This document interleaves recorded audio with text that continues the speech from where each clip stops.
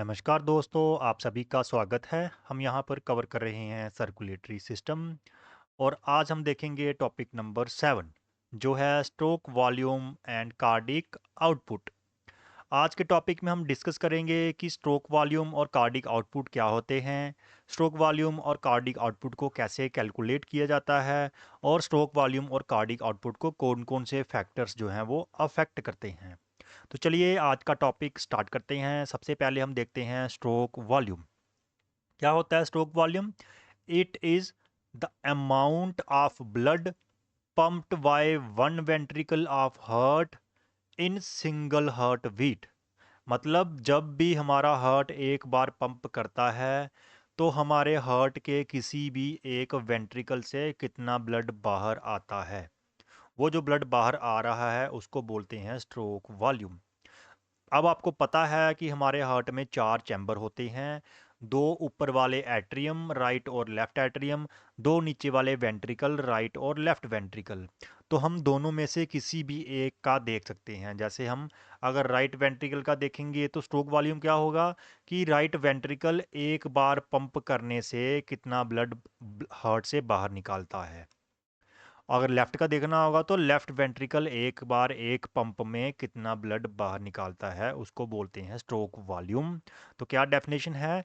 Amount of blood pumped by one ventricle of heart in single heart beat.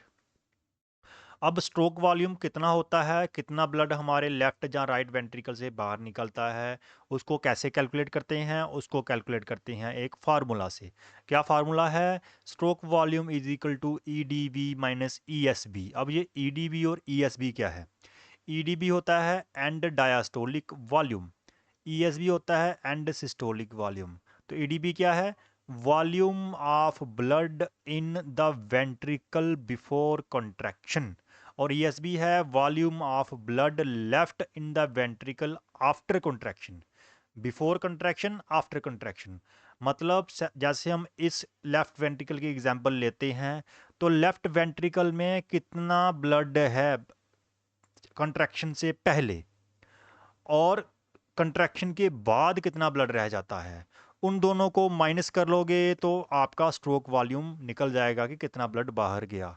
जैसे इन्होंने example दी है यहाँ पे कि ई डी बी 120 ml है, ई एस बी 50 ml है, तो दोनों को माइनस किया तो 70 ml हो गया।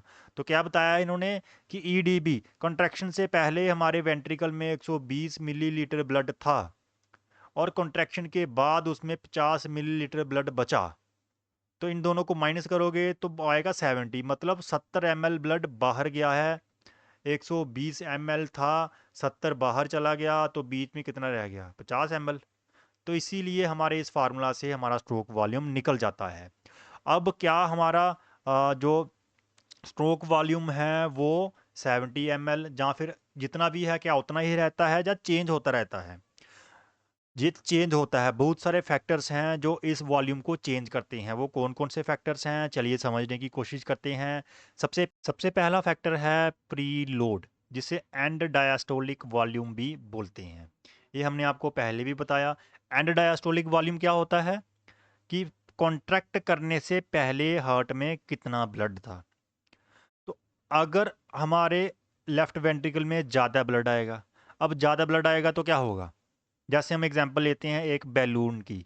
अगर एक बैलून में आप ज़्यादा हवा भरते हो तो वो थोड़ा बड़ा हो जाता है। वैसे ही जब ज़्यादा ब्लड आएगा हमारे लेफ्ट वेंट्रिकल में तो लेफ्ट वेंट्रिकल थोड़ा सा स्ट्रेच होगा, थोड़ी सी स्पेस बनाएगा जिससे वो ब्लड वहाँ पे आ सके।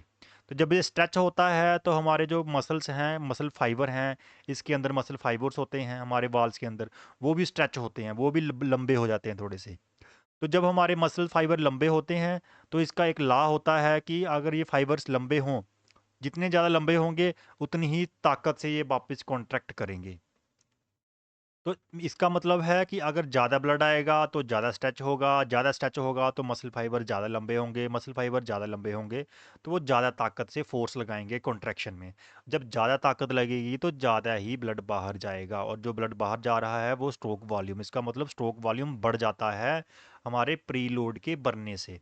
इसको बोलते हैं Frank Starling law of heart. Frank Starling law क्या बोलता है? ग्रेटर द इनिशियल लेंथ और स्ट्रेच, जब स्ट्रेच ज़्यादा होगा तो लेंथ बढ़ेगी किसकी, मसल फाइबर की, कार्डिक मसल फाइबर की। और क्यों बढ़ती है, क्योंकि प्री लोड ज़्यादा हो जाता है। इससे क्या होगा, स्ट्रॉन्गर द फोर्स, अगर लेंथ ज़्यादा है तो फोर्स बहुत ज़्यादा होगी कॉन्ट्रैक्शन की। ठीक है, इससे होगा क्या, प्री लोड बनने से स्ट्रेच बढ़ता है, स्ट्रेच बनने से फोर्स ऑफ कॉन्ट्रैक्शन बढ़ जाती है, फोर्स ऑफ कॉन्ट्रैक्शन बढ़ने से स्ट्रोक वॉल्यूम बढ़ जाता है। ये हो गया आपका एक फैक्टर जिससे आपका स्ट्रोक वॉल्यूम बढ़ सकता है। दूसरा फैक्टर है आफ्टर लोड। आफ्टर लोड क्या होता है, आफ्टर लोड हो गया बाहर वाला, एक्सटर्नल लोड। अब एक्सटर्नल लोड कहाँ से आता है, हमारा आपको पता है, हमारा हम एग्जांपल ले रहे हैं लेफ्ट वेंट्रिकल की, तो हमारा लेफ्ट वेंट्रिकल जो है वो ब्लड को पंप कहाँ करता है, एरोटा में। एरोटा क्या है, एक ब्लड वेसल है। इसके ये क्या खाली होती है, इसके अंदर पहले भी ब्लड होता है। तो ऑलरेडी अगर ब्लड है इसमें, तो और ब्लड पंप करना है तो क्या होगा, वो वाला जो पहले वाला ब्लड है वो रेजिस्टेंस पैदा करेगा, वो थोड़ी सी दिक्कत देगा कि आगे ही ब्लड है और कहाँ से भेज रहे हो, मतलब वो रेजिस्टेंस पैदा होता है वहाँ से, जिसको वेस्कुलर रेजिस्टेंस बोलते हैं। तो उस रेजिस्टेंस की वजह से क्या होता है, स्ट्रोक वॉल्यूम अफेक्ट होती है। अगर बाहर वाला रेजिस्टेंस ज़्यादा है तो अंदर से अंदर से ब्लड बाहर जा ही नहीं पाएगा, मतलब स्ट्रोक वॉल्यूम कम हो जाएगी। अगर बाहर वाला रेजिस्टेंस कम है तो अंदर से ब्लड जो है बाहर आसानी से जाएगा। तो ये जो बाहर वाला रेजिस्टेंस होता है बाहर के ब्लड की वजह से, वेसल्स की वजह से, जिसको वेस्कुलर रेजिस्टेंस बोलते हैं, उसी को बोलते हैं आफ्टर लोड।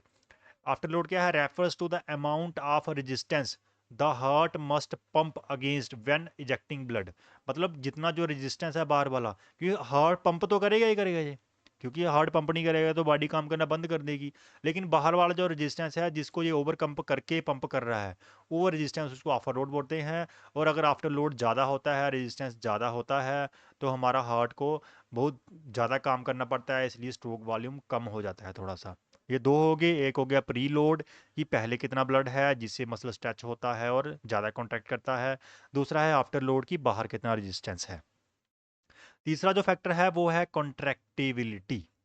कॉन्ट्रैक्टिबिलिटी है हमारे मसल्स की, मसल किस तरह से कॉन्ट्रैक्ट कर सकता है, कितनी कैपेसिटी है उसकी कॉन्ट्रैक्ट करने की। तो स्ट्रॉन्गर मसल ज़्यादा कॉन्ट्रैक्ट करते हैं, वीक मसल थोड़ा कम कॉन्ट्रैक्ट करते हैं। इसका मतलब अगर हमारा मसल जो कार्डिंग मसल है उसकी स्ट्रेंथ ज़्यादा है तो वो force of heart muscle contraction है बढ़ेगी। ठीक है, तो इसका इफेक्ट क्या होगा, अगर कॉन्ट्रैक्टिबिलिटी स्ट्रांग है तो स्ट्रोक वॉल्यूम बढ़ जाता है, क्योंकि स्ट्रांग मसल ज़्यादा पंप करेगा। अब ये कॉन्ट्रैक्टिबिलिटी बढ़ती कैसे है, कॉन्ट्रैक्टिबिलिटी कैसे बढ़ेगी, कॉन्ट्रैक्टिबिलिटी को बढ़ाते हैं कुछ हार्मोन्स जैसे एड्रेनालाइन। अगर आपको कहीं कोई डर लग जाता है, जहाँ कहीं आपने दौड़ना है, तो बोलते हैं ना कि एड्रेनालाइन का रश हो गया।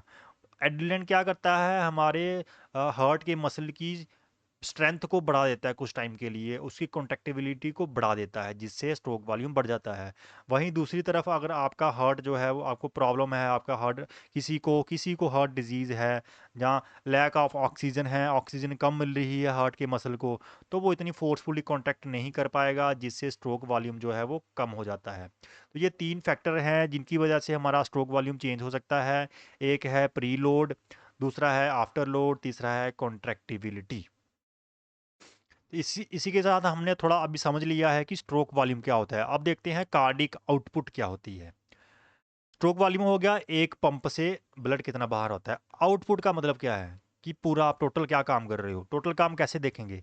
कार्डिक आउटपुट, कार्डिक हो गया हार्ट, आउटपुट हो गया कि काम, हार्ट टोटल कितना काम करता है वो कैसे मेजर होता है, जब होता क्या है, cardiac output amount of blood the heart pump in 1 minute, कि 1 मिनट में टोटल कितना ब्लड बाहर निकलता है किसी भी एक वेंट्रिकल से, लेफ्ट वाले से या राइट वाले से। ज़्यादातर लेफ्ट वेंट्रिकल से ही देखा जाता है, क्योंकि लेफ्ट वेंट्रिकल ही हमारी बॉडी को पंप करता है ब्लड। तो लेफ्ट वेंट्रिकल से कितना ब्लड 1 मिनट में बाहर निकलेगा उसको बोलते हैं कार्डिक आउटपुट। तो इसका फार्मूला क्या होगा, सीधा सीधा फार्मूला है, एक पंप में कितना निकलता है उसको क्या बोलते हैं, स्ट्रोक वॉल्यूम। और 1 मिनट में कितने पंप होते हैं उसको क्या बोलते हैं, हार्ट रेट। हार्ट रेट वही होती है ना कि 1 मिनट में कितने पंप होते हैं। तो इसीलिए अगर हम अपनी स्ट्रोक वॉल्यूम को अपनी हार्ट रेट से मल्टीप्लाई करेंगे तो हमारा कार्डिक आउटपुट निकल जाएगा कि 1 मिनट में कितना ब्लड पंप हो रहा है। अब स्ट्रोक वॉल्यूम आपको पता है, हार्ट रेट आपको पता है, तो अगर आप एग्जाम्पल में फार्मूले में इसके डालोगे, जैसे हम फॉर एग्जांपल हमने देखा कि 70 ml स्ट्रोक वॉल्यूम है, हार्ट रेट किसी की 75 चल रही है, तो कार्डिक आउटपुट क्या होगा, 70 ml मल्टीप्लाई बाय 75 बीट्स, तो वो आ जाएगा 5250 मिलीलीटर। इसको लीटर में कन्वर्ट करोगे तो आएगा 5.25 लीटर। मतलब 1 मिनट में हमारा हार्ट 5 लीटर ब्लड पंप करता है अगर स्ट्रोक वॉल्यूम 70 ml है और heart rate 75 beat per minute है। अगर यहाँ पे हार्ट रेट बढ़ जाए तो क्या होगा, स्ट्रोक कार्डिक आउटपुट बढ़ जाएगी। अगर यहाँ पे स्ट्रोक वॉल्यूम बढ़ जाए तो भी कार्डिक आउटपुट बढ़ जाएगी, और अगर यहाँ पे दोनों बढ़ जाएं तो भी कार्डिक आउटपुट बढ़ जाएगी। तो कार्डिक आउटपुट किस पे डिपेंड करती है, हार्ट रेट पे और स्ट्रोक वॉल्यूम पे। अगर ये बढ़ते हैं तो कार्डिक आउटपुट बढ़ जाती है। अब हार्ट रेट कैसे बढ़ती, स्ट्रोक वॉल्यूम कैसे बढ़ता है जी हमने अभी समझाया ऊपर आपको, और हार्ट रेट कैसे बढ़ती है या कैसे कम होती है जी हमने आपको हार्ट रेट की वीडियो में समझाया था। वहाँ पे आप जाके फैक्टर्स देख लो तो आपको समझ आ जाएगा कि किस तरह से हार्ट रेट और स्ट्रोक वॉल्यूम बढ़ती है जिससे हमारा कार्डिक आउटपुट भी बढ़ जाता है। तो ये आज का हमारा टॉपिक था, जो था आपका cardiac output and stroke volume. तो इसी के साथ हमारा आज का टॉपिक कंप्लीट होता है। चलिए मिलते हैं नेक्स्ट वीडियो में with the topic blood pressure. Till then take care. Thank you.